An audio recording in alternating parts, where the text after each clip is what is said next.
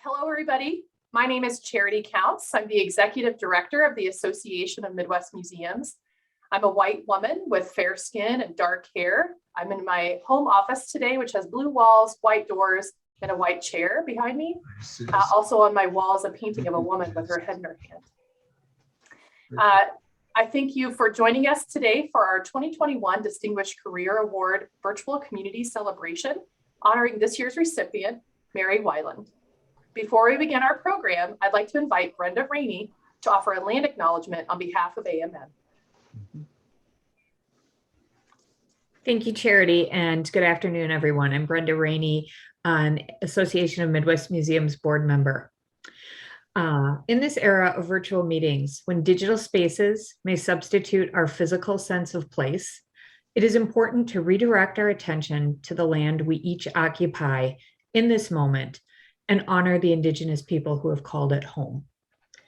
Because both Mary and I are located in Minnesota, I invite you to join us in acknowledging the Dakota and Ojibwe communities, their elders, both past and present, as well as their future generations.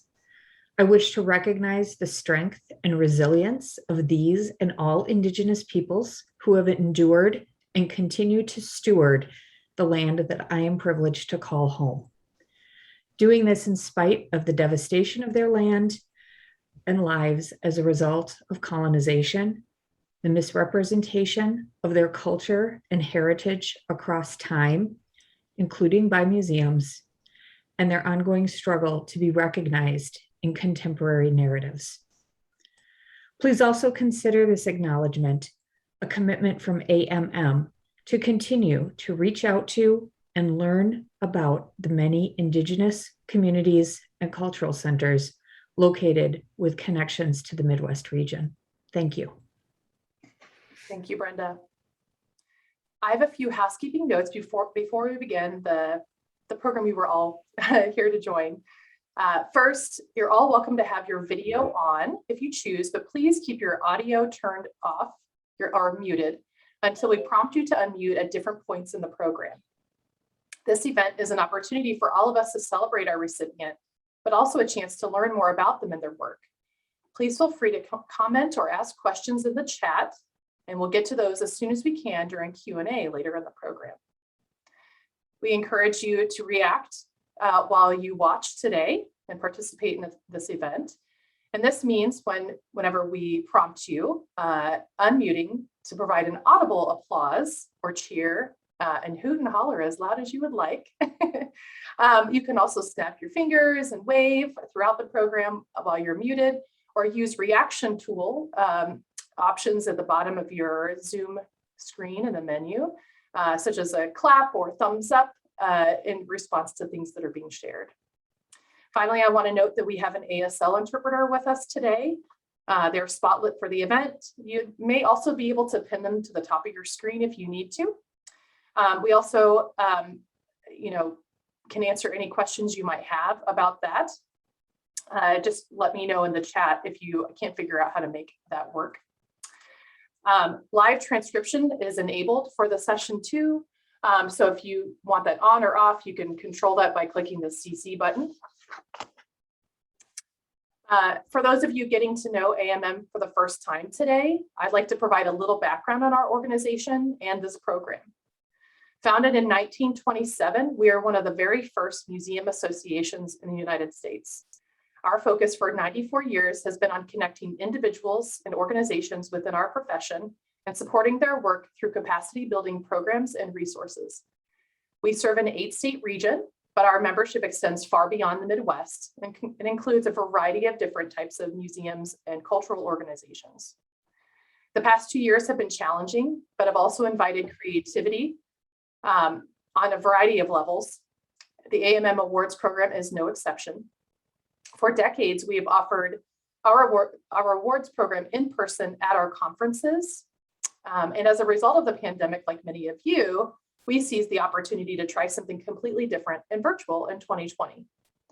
We piloted this new awards format last year and have decided to keep virtual community celebrations as an ongoing element of our awards program.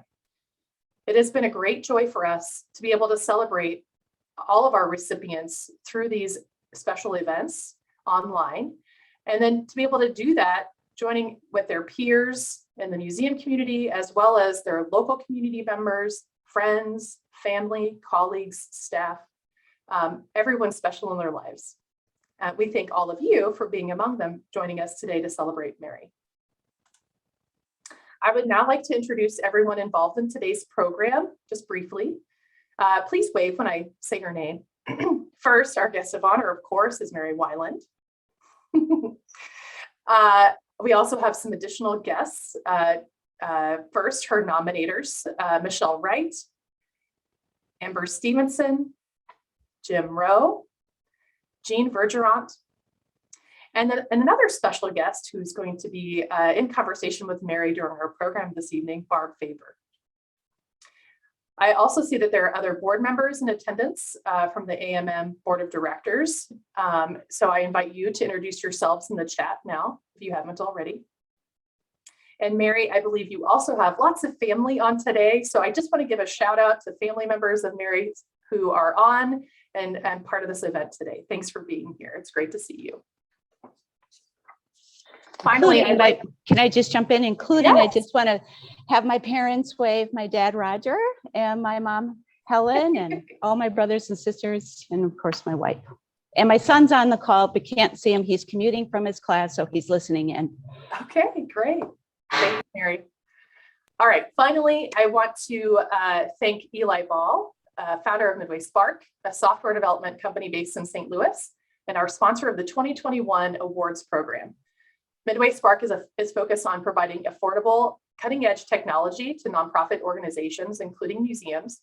This means his software, Prismatic, in particular, which is a museum management solution that is cloud-based. Eli has been an active member and participant in the Midwest museum community, and particularly in the last year, we've seen a lot of him at our member meetups. So we appreciate your time and your support for this program this year, Eli.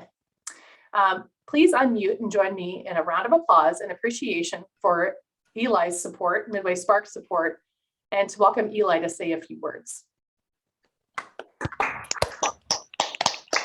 Thank you, Charity.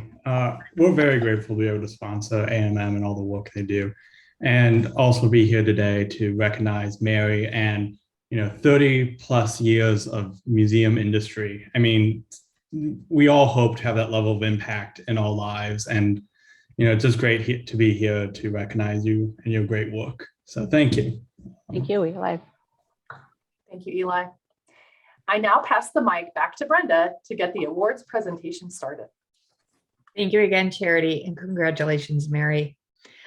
The Distinguished Career Award recognizes individuals at mid to late career stages whose leadership, vision, mentorship, and creativity have, over the course of their careers, had a positive impact on staff and community members and resulted in lasting change for their institutions.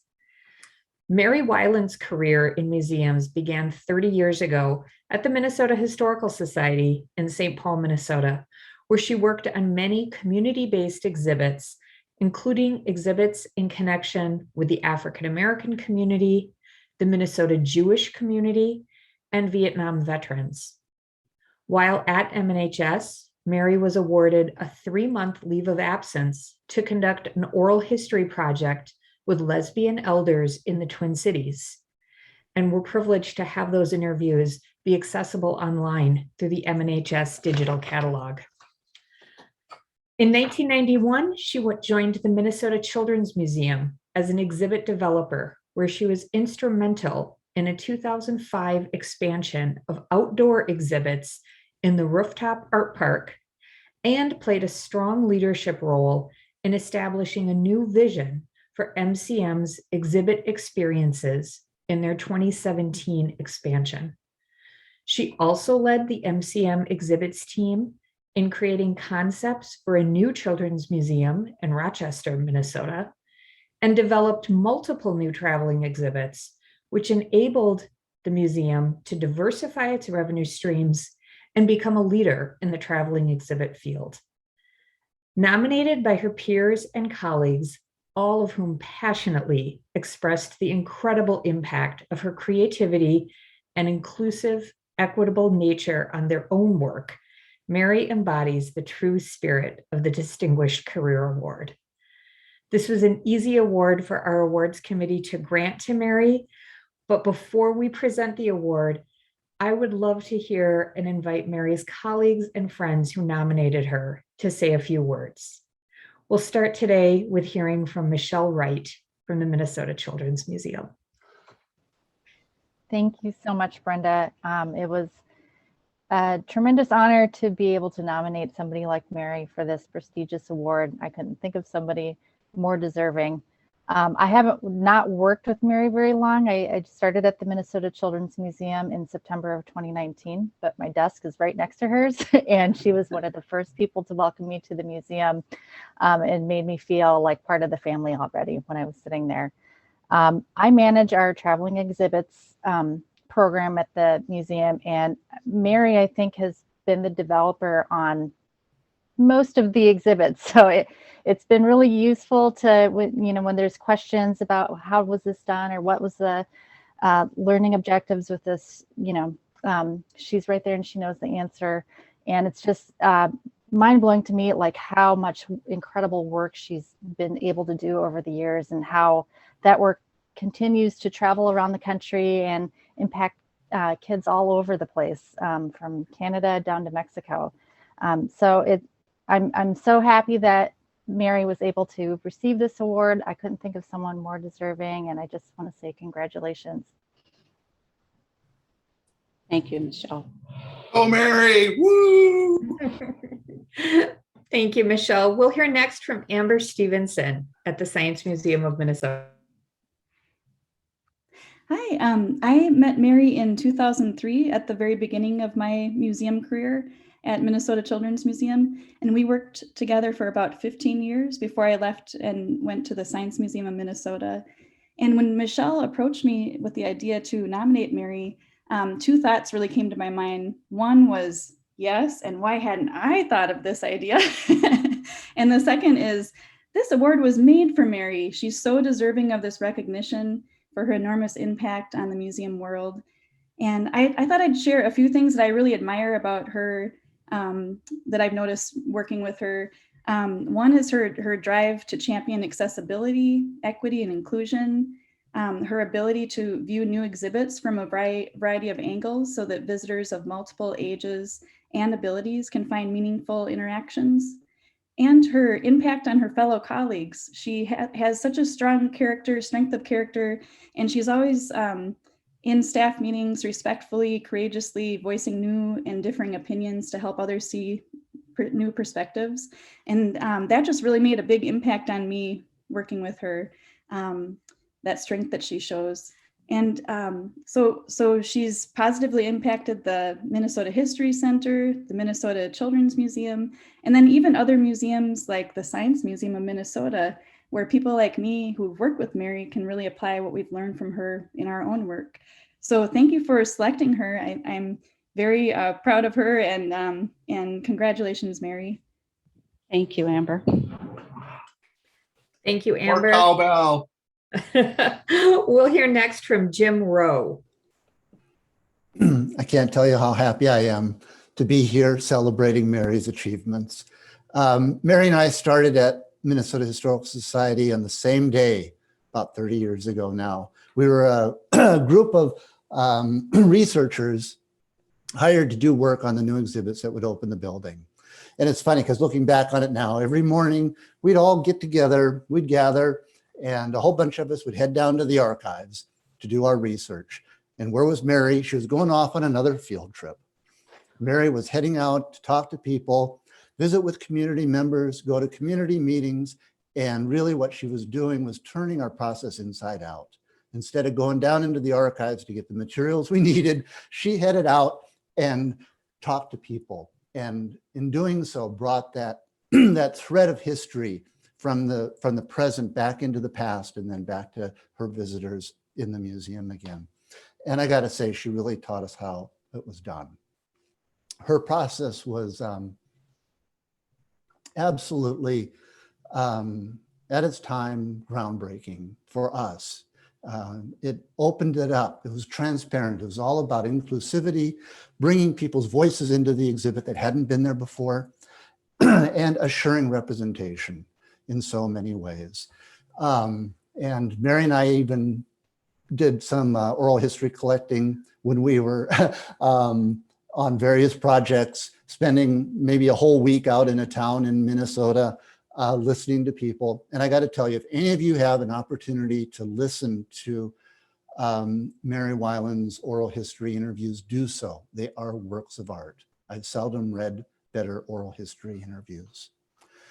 30 years ago, we weren't talking about co-creation and shared authority, but we were doing it.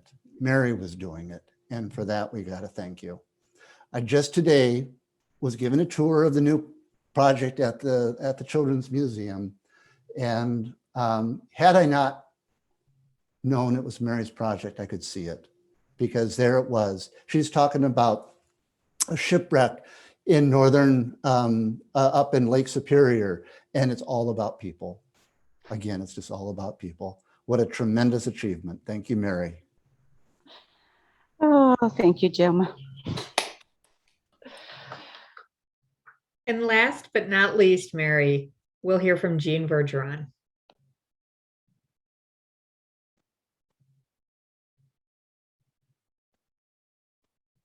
Jean, you're muted. I need to let you know that gutters are being hung outside of my window right now.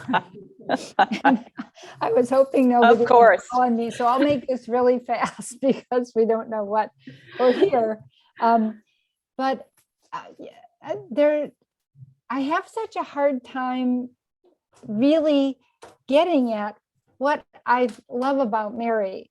But one thing is she has such a openness to possibilities that when she asks questions, I sort of feel like doors have been opened and I really have some new perspectives that are just astonishing to me. And with that door opening, she is bringing, really an original twist to an approach. And I think this is also one of the things Jim picked up this morning at the museum. This is not your everyday shipwreck, but really, an approach to it that works at the intersection of so many different things. It's geography, it's movement, it's, time, it's about the strength of, the big lakes and it's all there. And she's done this before. She did this with forces at play. I'm sorry about this. And so those are some of the things that just always keep me amazed. I think I should stop because it must be kind of nerve-wracking to hear. Yeah, it's life during this crazy pandemic. But actually, one thing that is, Mary said to me a couple of years ago, we should be mentoring the future exhibit developers for museums. And where are they going to come from? And how are we going to do that? And when she said that, again, it's just opening another set of doors, thinking about the futures. It's really kind and helpful and thinking long-term. And I think that those are qualities that are rare. They're rare in most all of us, except they're not that rare in Mary. So congratulations, dear heart. Thank you, Jean.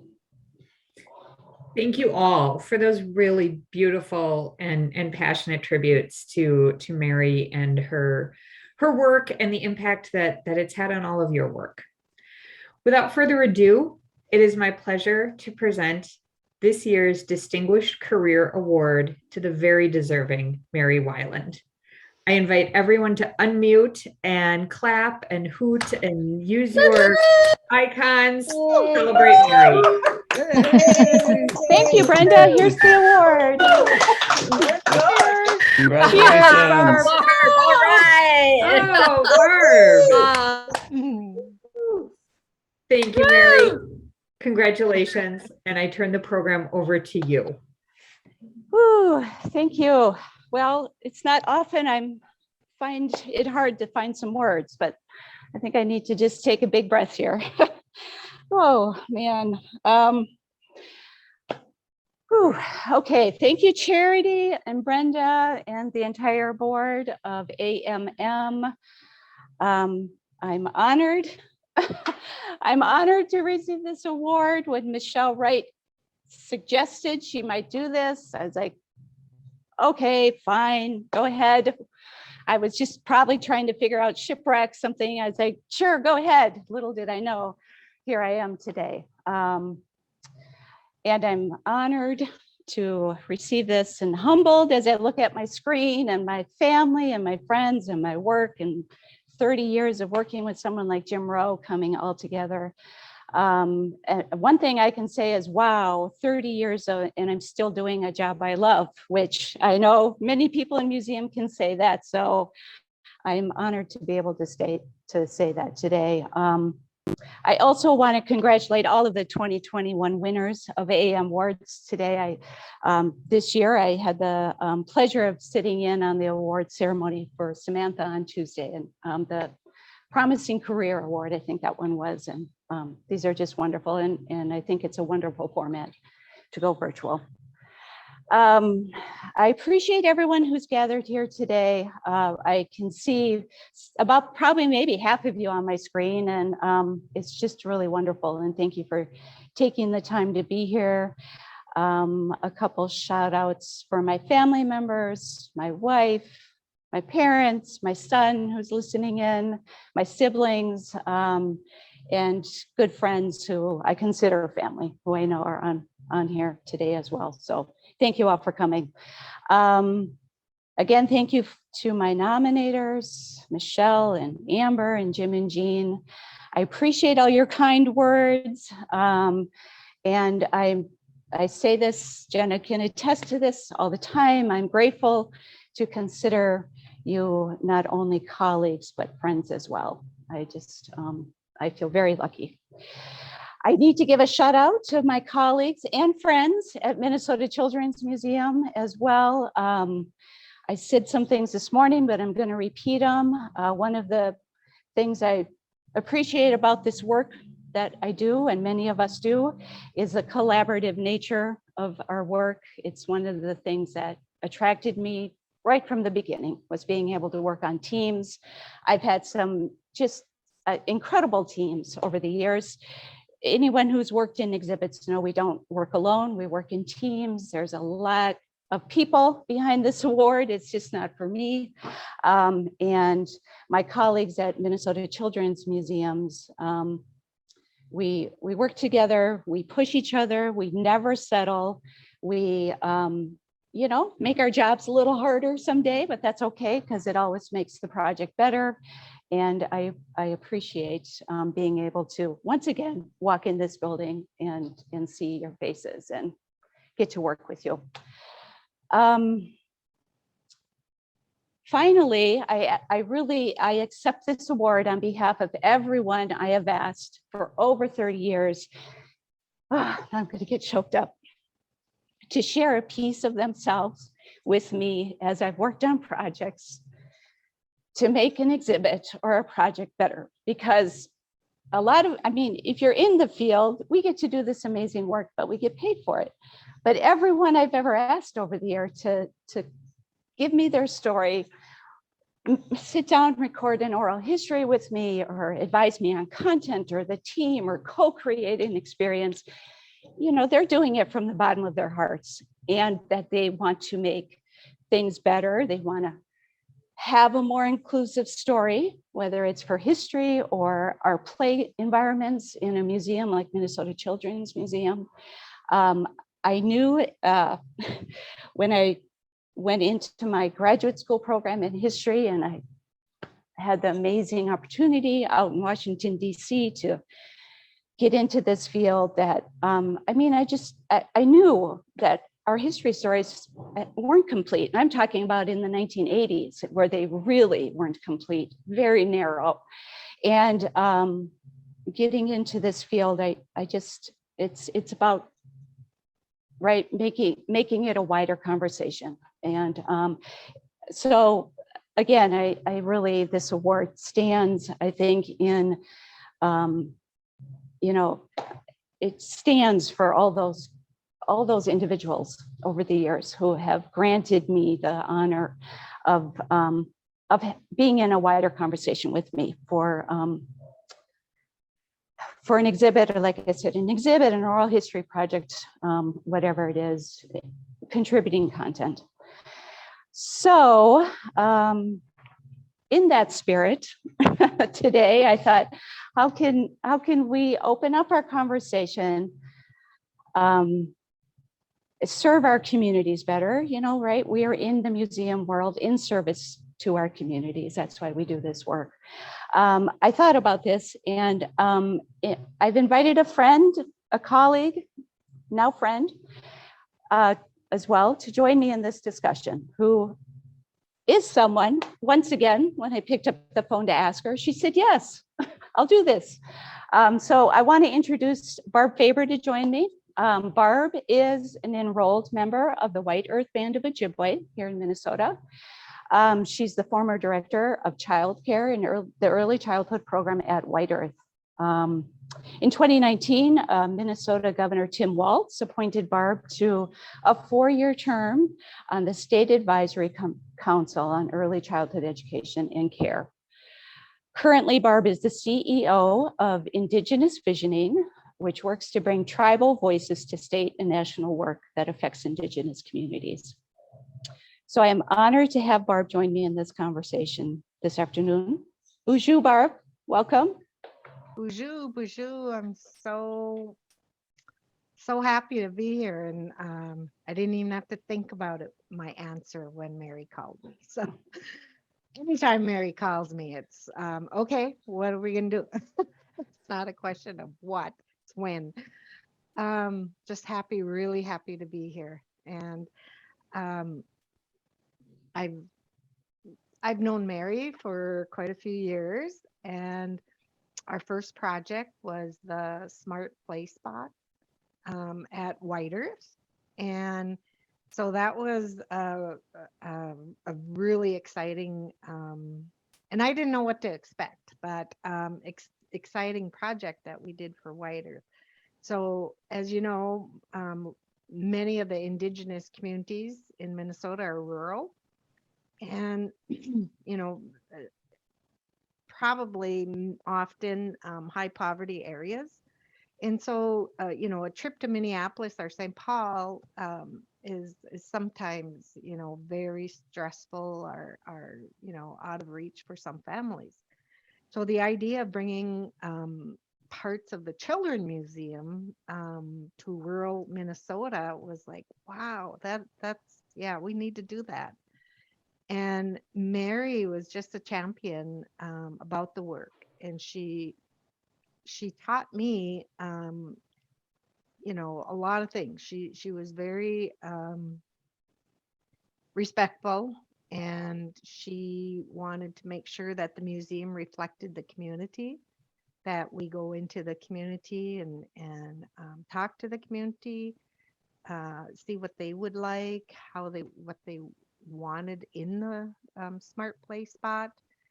And she wanted to make sure that, again, it reflected the community. So we have culture, we have language, we have storytelling, we have a canoe with the wild rays and fishing, and other things that kids can relate to in the community, such as the farmers market and bulldozer for construction. So it was just an extremely awesome experience, and I think I would have been more intimidated around that whole experience if Mary wasn't right alongside me. So I thank you for that, Mary.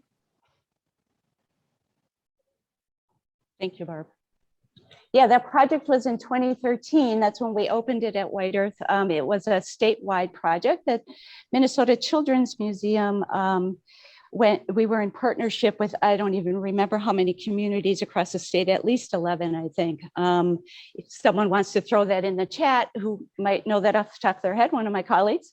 And when I found out that we were working with the White Earth tribal nation, I was over the moon. I just thought there was not a better fit for bringing the museum out to our neighbors around the state. And I was thrilled when I met Barb because, oh, you know, you made my job easier, Barb, for sure.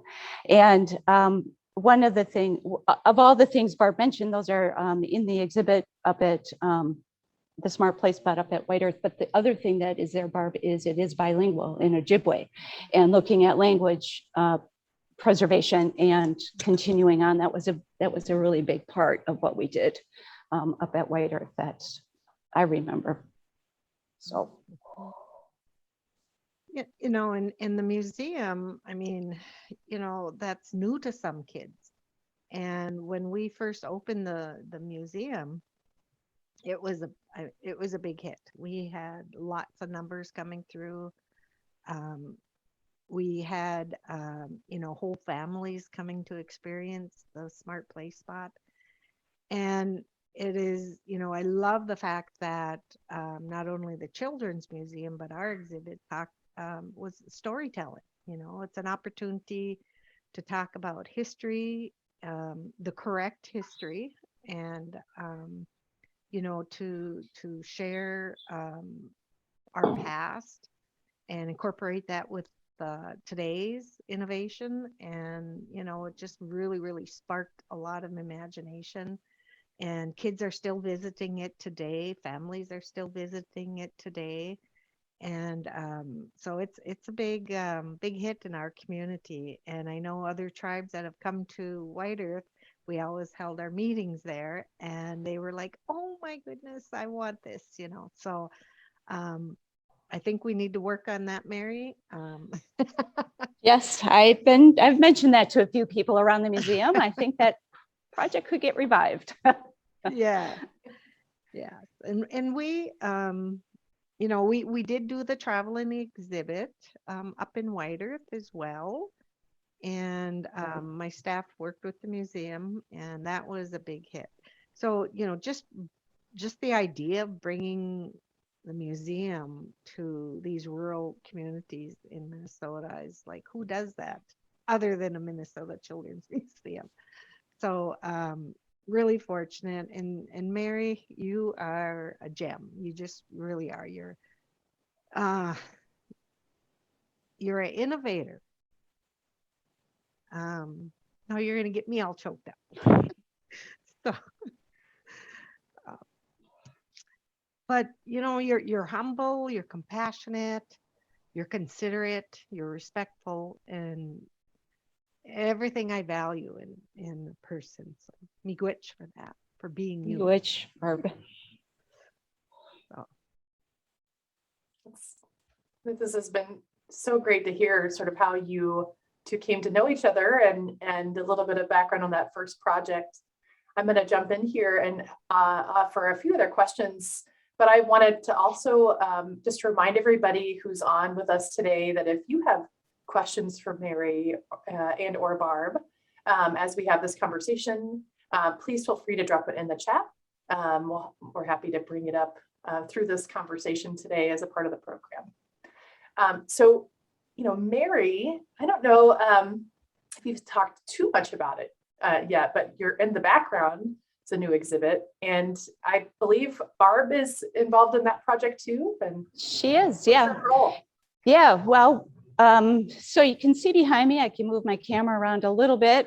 We are fabricating our new exhibit called Shipwreck Adventures in the space. Well, we're doing some down in our shop too, but the big pieces were here up in our exhibit space. We're lucky to be able to wall off some of the real estate in here, and we can work on it in the gallery, which also gives our visitors a chance to see how we do this, right? I mean, we haven't spend too much time talking about young children yet on this call, but you know, being able to sort of, you know, it's kind of the Mr. Rogers philosophy, right? Like, show kids how things are done.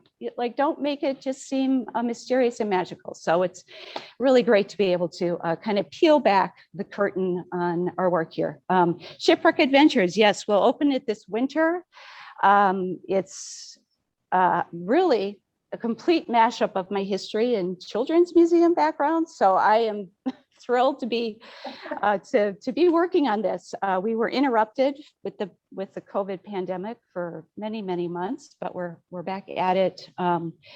It's really about the goals are providing environments to nurture and challenge children's communication skills, collaboration, creative thinking, all through adventure and pretend play.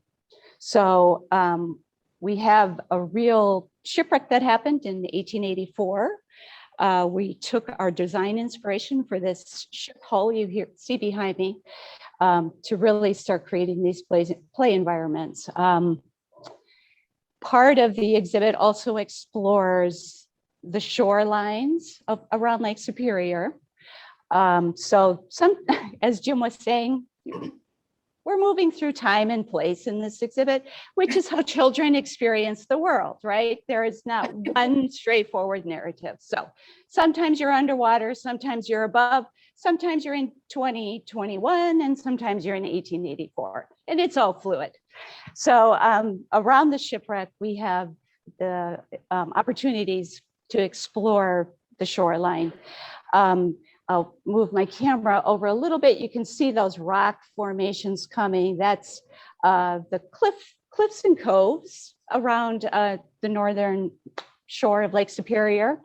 Within that, we are planning and underway with including two children's stories, one in Ojibwe and one in Dakota language. So bringing in, again, languages that are indigenous to the place that we call home.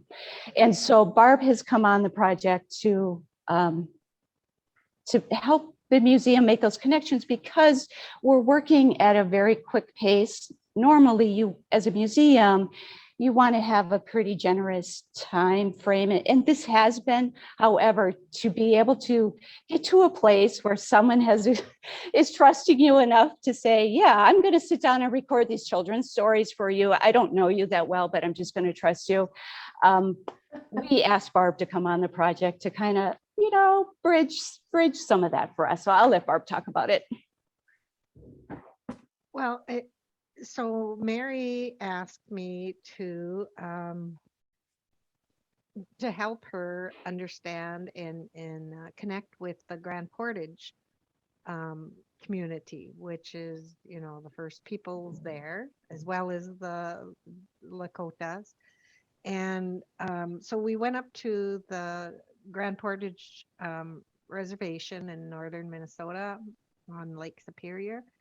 And Mary had the opportunity to meet the council, explain the project, provide some information on how they came to be and what they're thinking.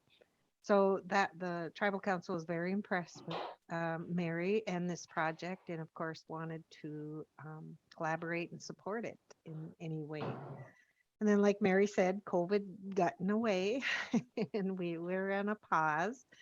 So we went back up there in September, I believe, and there's new council members, and I get to meet Jenna, and and again, the new council was just as impressed, and they also felt, you know, we were blessed on visiting the spirit tree, and that had meaning in itself, and it was really profound experience, and not too many outsiders get to do that, especially non-natives. So that can kind of tell you how they felt about Mary, and they trusted her and wanted her to experience that. So And so we are working with them on that, and then also get to take a lot of pictures up there, and the team did, and talk to some locals up there. And with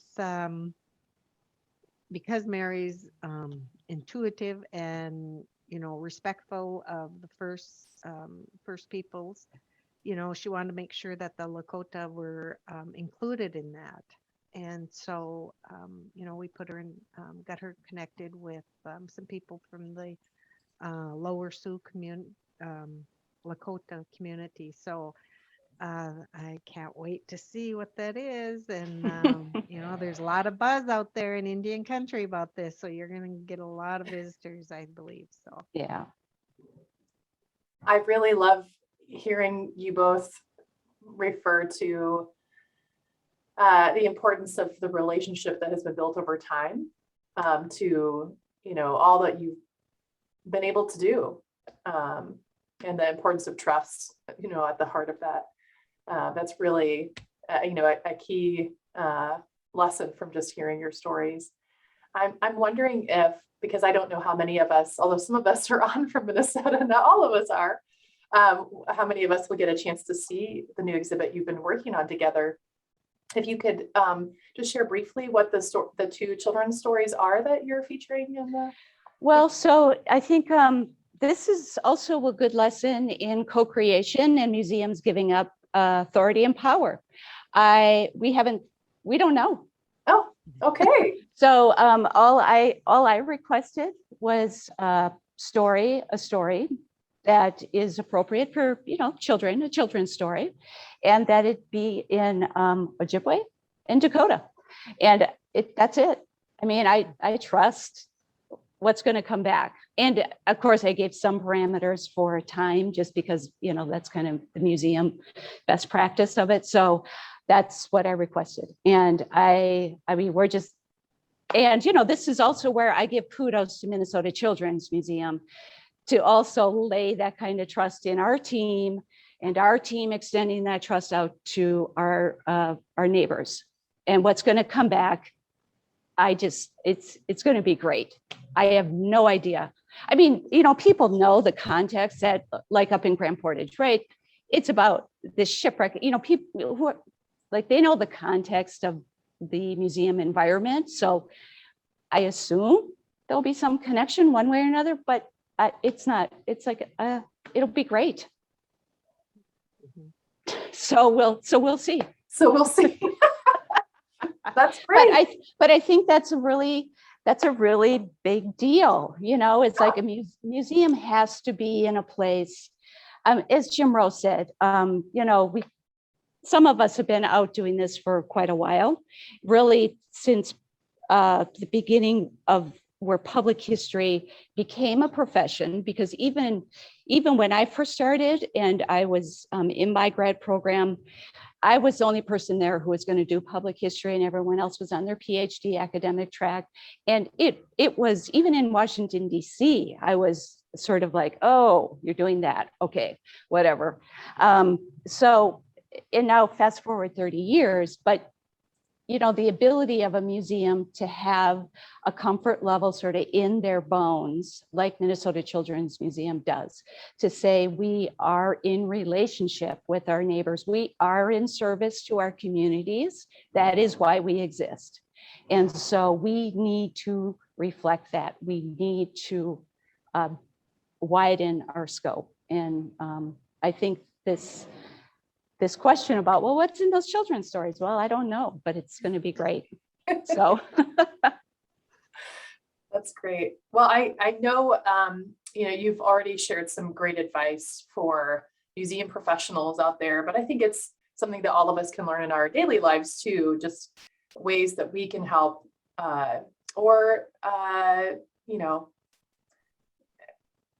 what do I want to say? Not necessarily help, but how we can build relationships with and learn, or what we might, how we might need to, set our minds to prepare for, that relationship building. If you have any advice for folks interested in deepening those relationships or building new relationships with a different community. Maybe it's for their museum work, maybe it's for something else. I would be curious if you have any other sort of advice for folks on this event or who might watch it later. Sure, I have a few things to say, but I'm wondering if Barb has any advice as someone who's on the side of being brought into projects. Well, I think just, getting to know the community that you're going to be working with, and Mary did that very well. I see the museums again telling a story, the history, connecting it to the future, and telling the accurate story. I think is probably very important. But just really connecting and understanding and connecting with community members and just developing that relationship and nurturing it. It's not a one time and you're done kind of thing. And then it's back and forth. It's not just one way. It's back and forth. So Yeah, I think the reciprocal part of the, whatever and whatever that means. I think for every project that's different. Respect. And I just say right off the bat, whatever timeline's been laid out for a project or an exhibit, if there is a component of community relationship that's going to inform the project, triple the timeline. I mean, you have to give yourself time to get in, to do your own homework first, and then to initiate a relationship if it's brand new, and then give that time to settle into a situation where there's trust. I have been doing community input in every single, from when I started my first project that I was hired onto right out of grad school at Minnesota History was called Minnesota Communities. And it's one that, Jim and I went out to this very small community, farming community in Western Minnesota for this project and spent a week out there collecting stories and oral history. So been doing it from the beginning. And one thing that really astonished me when I came to the Minnesota Children's Museum, well, two things. The first thing was when Jim actually hired me to come down here, when Jim told me, yeah, you get 10 words on one graphic, not 50 or 100 that you were used to writing at the Historical Society. So just get used to that, because you don't get very many words in the graphics. So that took me a while to get used to. But the other thing is, on a more serious note, is when I don't really remember the first conversation I had at Minnesota Children's Museum with an outside community partner, but hands down, people want to work with the Children's Museum because it's about children. And I just was astonished by this right off the bat. It's a very different relationship that you're establishing with someone at the Historical Society, rightly so. Communities, there wasn't a trust there we know for a lot of reasons, and I don't want to go down that rabbit hole right now, but there isn't a trust always with historical societies because of the inaccuracies that have been perpetuated over the years. So there were extra things in establishing those relationships at the Historical Society. When I came to the Children's Museum, there was none of that, because we are focused on our children, and it's all of our children, right? It's all of our children that we are trying to nurture and grow up and make our family stronger. So it's something that I think I've said to many people, it's a different kind of footing, I think, when we start at the Children's Museum, because we all want our children to do better and be in a better world. So there's kind of this emotional place where we start these conversations. So sort of a universal connector, right? Yes. An easy way to enter that conversation. Right.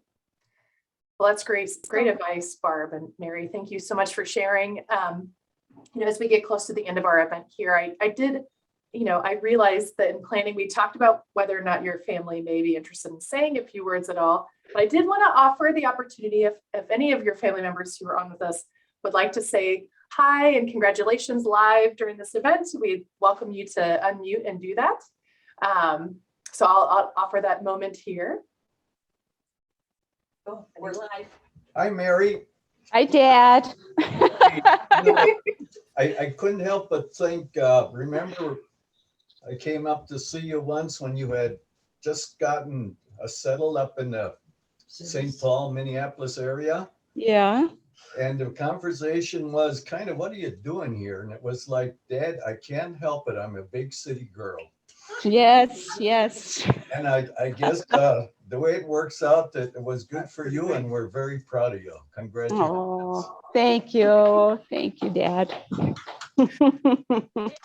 Yeah, thank you. Have a pretty big staff there that you can work with, and everybody sounds so interested in everybody's project, and that's really what counts. Yeah, you're right, Mom. Yeah, that's right. Everybody counts. Right. We're really Thanks so much, Mary's mom and dad. Anybody I'd like else? to say just a few words. I'm Jenna, I'm Mary's wife. I'm actually sitting right next to her on a different computer here, and I'm just tears of pride just falling down my face.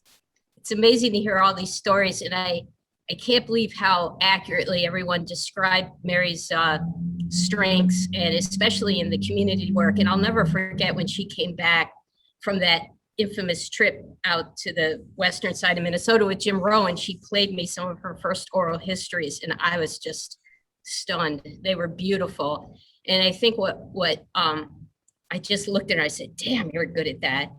And I think what really came to my mind was her ability to listen to the community. And it was like this active listening, and it just made people want to talk to her and trust her. And so that's what I thought added kind of the special ingredient in there. And then the other thing I wanted to say is that the other thing that I've seen over the 32 years that we've been together in Mary's career is her incredible ability to create. And there's a lot of discussion about community, but Mary's creativity has grown tremendously in 30 years. And she would show me some of the work that she's done in the beginning and what she's doing now and how she approaches it in the medium in which it sits. And the ideas that shift and emerge have just been beautiful. So, and so are you. So congratulations. yeah. Thank you, Jenna. This is Dave Weiland, and I'd like to say a few things about my older sister. Oh, man.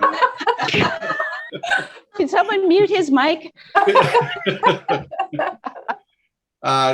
Jenna, those are great points as far as Mary's ability to listen to people's stories. And I guess I would like to say that it goes to even before that. She asks really great questions to begin with. That kind of gets to the soul of the matter.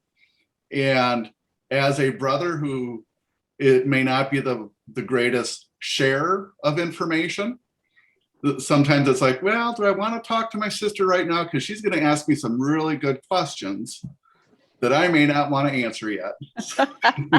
But as far as a museum curator and getting people's voices heard, she has found a niche that she is really good at, and I'm very proud of. So congratulations, Mary. Thank you, David. Good for you. Yeah. Congratulations, older sister. Nobody knows that. Yeah, you. My sisters all are on. Good job. Well deserved. Very proud of you. Love you so much. Love you. For anyone who doesn't know, I come from a family of 9 kids. So All right, Mary. half of them on. I just want to say awesome job and just thank you for all your work and just how even your nieces, nephews, great nieces and nephews and all the generations yet to come just how you have included and made them so Mhm. much of a better person and understanding of everything around them also. So thank you. You're awesome. You're like a Aw. magnet to the children. Thank you. Thank you.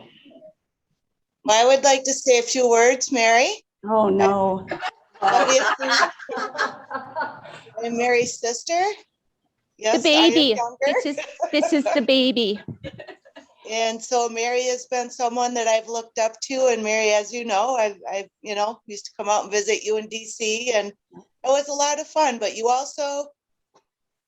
opened my eyes already at, then I was pretty young, and pointing out inequities to me, and just the experiences that I was living, but you were saying, but like really look, really see, and not just, get on the subway and get from here to there, but see what was going on around me. And so you lit some fires in me. And that's actually a really, really good thing. And that's had a big impact on me as I've grown, and it still does. And the way I look at things and the way I question, and it's profound. And I thank you for that. And I'm incredibly proud of you. And I cannot wait to get up there and see this next exhibit. I'm pretty excited about that. So congratulations, Mary. I love you. Love you too. Thank you. I got to say one more now. I'm her Oh, older brother, boy. John. Oh, No, and I just want to no. say, I'll echo everybody else's sentiments too towards Mary. It's about, connections and just people being very proud and willing and open to talk with you always. And you've always had that demeanor, Mary, and we're just very proud of you and love you, and congratulations. Thank you, John. Okay, I don't know about you all, but my heart is full from listening to all of the stories today and all of these wonderful comments about Mary's career and impact. And my cheeks hurt from smiling so much through it all. So Mary, I can only imagine how you're feeling right now. And I just want to say congratulations once again, and invite everybody to unmute one more time for a big round of applause in honor of your distinguished career. Yay! Yay! Congratulations. I'd also like to invite Brenda to offer closing remarks. And please, Mary and Barb and Mary's nominators and family, please feel free to stay on at the end of the event, and I'll snap a quick photo of everybody that's in here. A photo, I should say. Brenda? Sure. Thanks, Charity. And thank you to everybody who participated today and made this event even better than Charity and I could have imagined. Hearing from all of you and giving Mary the credit that she so richly deserves has been just a wonderful experience for all of us. And we look forward to working and hearing about what's next with Mary. Thank you all for participating today. Thank you, everybody. Thanks, everyone. Thank you.